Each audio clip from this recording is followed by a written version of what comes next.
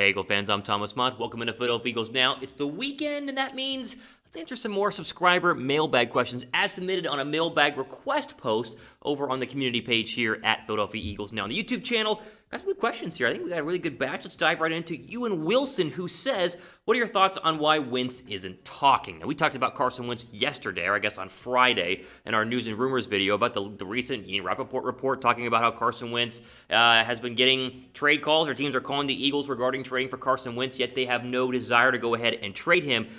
Listen, I don't think Wentz has decided exactly what he wants to do. Now, I know Carson Wentz is upset. That's been reported and well documented over the past couple of weeks and months and even going back into 2020. But I think he is not fully committed one way or the other. If he really wanted to be traded, he would pull Deshaun Watson and announce, whether through his agent or through an Instagram post or just through the national media, I want to be traded 100%. He hasn't done that. And I think that is a good indication that he's not 100% on the trade side. Now, it feels like he's leaning, a lever leading up towards being a potential wanting to get out of Philadelphia. I think the Eagles will field trade calls, as has been said. But I think overall, the Eagles are trying really, really hard to go ahead and keep him. And the fact we have not had a public desire to be traded, because he could very easily be like, trade me, and the Eagles would do it. If he says, I don't want to be an Eagle, trade me, it'd be done just like that. And one of the teams like Carolina or Denver or the Patriots or, insert other team that needs a quarterback, they do a trade quick, and it would happen very, very quickly. But the fact he hasn't done that, at least yet, tells me he still probably is leaning towards being a Philadelphia Eagle, because I think internally the Eagles, this is my opinion, not anything we've heard, I think the Eagles are trying to convince him that he will be the starting quarterback, and I think he wants to be guaranteed to have the starting quarterback job going into the offseason and not be stuck in some training camp battle with Jalen Hurts. So, I don't think talking right now benefits him in any way unless he wants to be traded. If he's still up in the air, stay quiet as he has done. Don't cause any drama and just wait to see how the cards go ahead and unfold. But, listen, in the next couple days, next couple weeks, months, he could just come out and say, I'm done with Philadelphia, get me out of here, and they'll trade him. But up to this point, no news, I think, is good news if you are on the situation of keep Carson Wentz, let him be the starter, and let this new coaching staff work magic with him as the old coaching staff did back in 2017. Okay, pin comment down below. 3 answers here. You can pick from the 3. What would you do with Wentz? Would you trade him? Type T down below. Would you keep him and I guess make him the starter? Type K. And type B down below if you were to keep him, but bench him for Jalen Hurts. I think that's the least likely thing to go ahead and happen. But crazier things have happened, as we've already had a very bizarre Eagles offseason. It's an interesting question, a good one to go ahead and start off with. Give me those pinned comments, though, down below.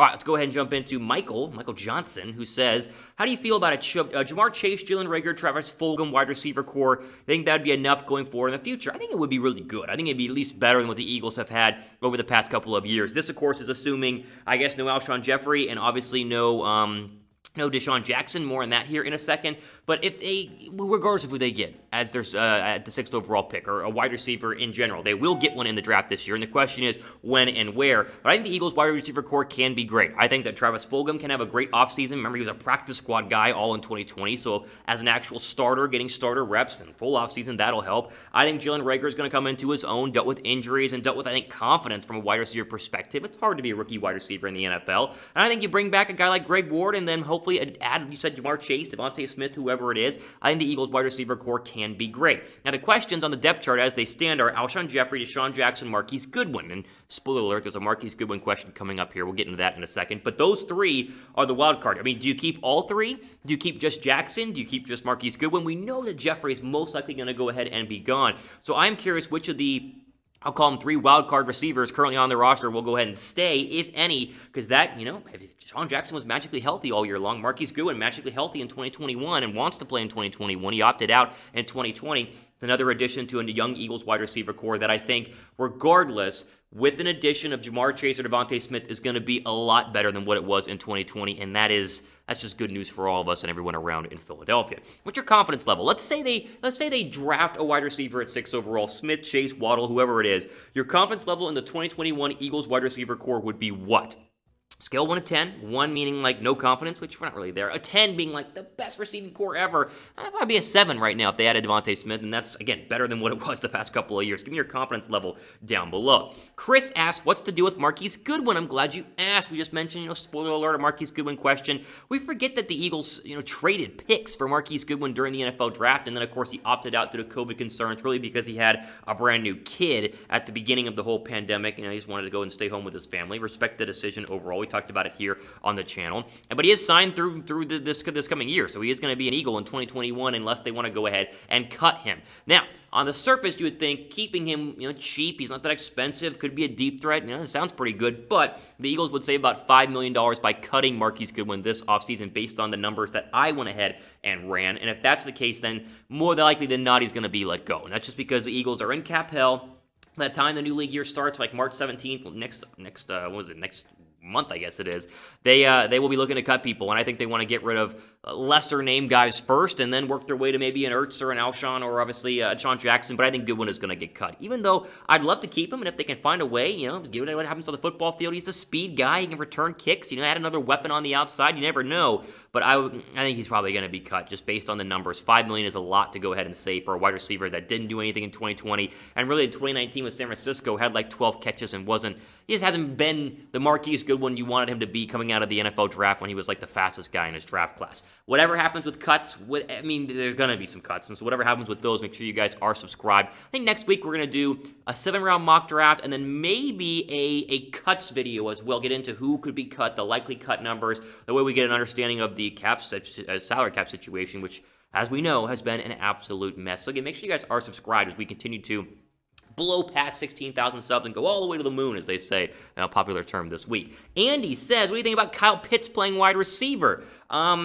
He's not going to play wide receiver. He will play tight end. He's too slow to play wide receiver. He is the best tight end to come out of the draft, at least from a prospect perspective, in years. Might be my entire lifetime. Like, Gronk wasn't even that big of a prospect coming out of the draft as Kyle Pitts is. Fantastic player. 12 touchdowns. I think he'd be a great addition to Philadelphia. Maybe if they trade back in the first round and trade Zach Ertz, but you wouldn't draft Kyle Pitts and then move him to wide receiver. You'd keep him at tight end because he's a mega mismatch. The guy's massive.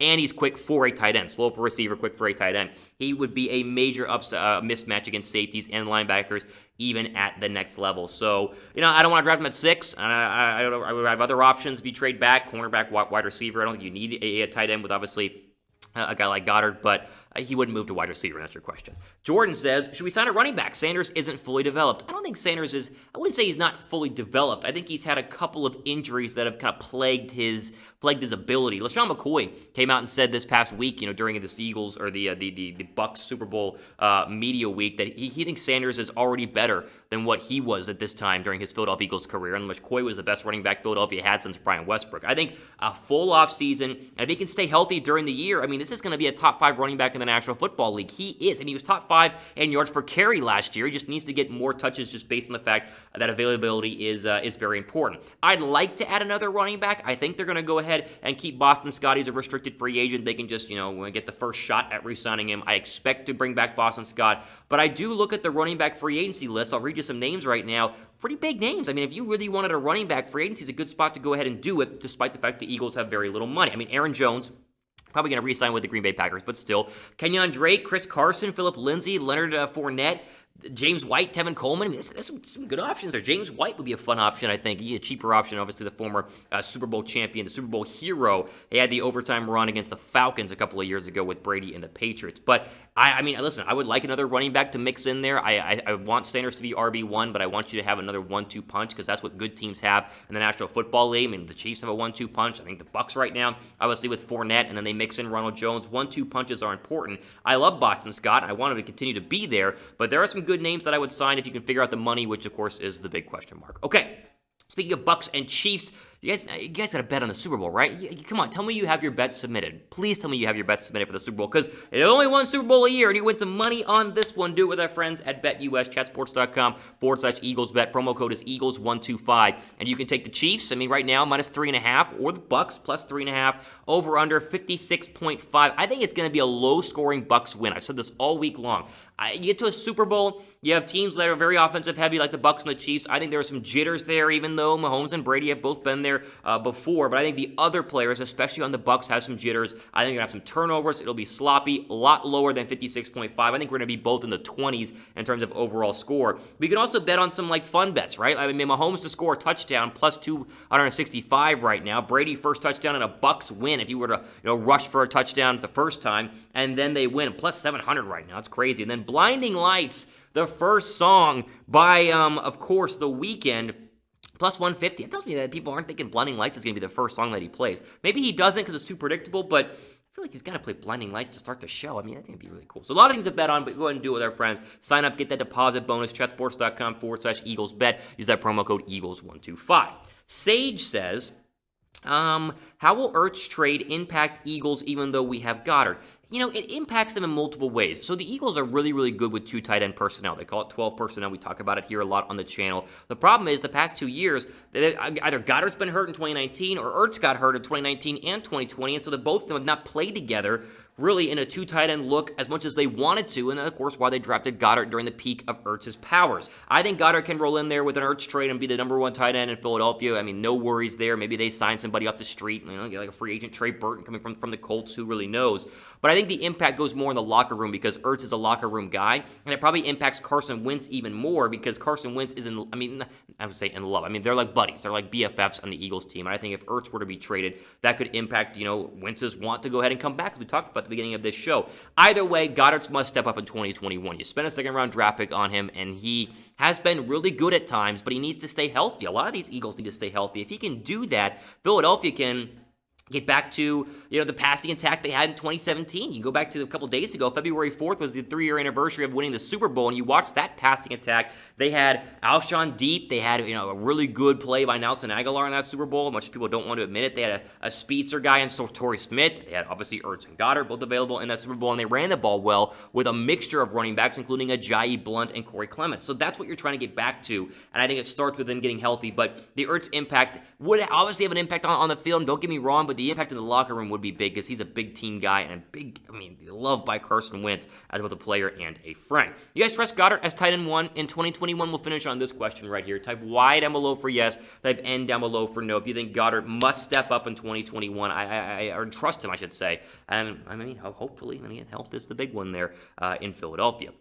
Ultimately, out for today here on Philadelphia Eagles Now. We go ahead and sign off. We'll get you guys mailbag questions. Plenty more news coming up next week. You never know when Carson Wentz, if or when he could be traded. We'll cover it here on the channel, so make sure you guys stay tuned and are subscribed. Ultimately, out for today, Thomas Potts signing off for the rest of your weekend. Have a great rest of your day.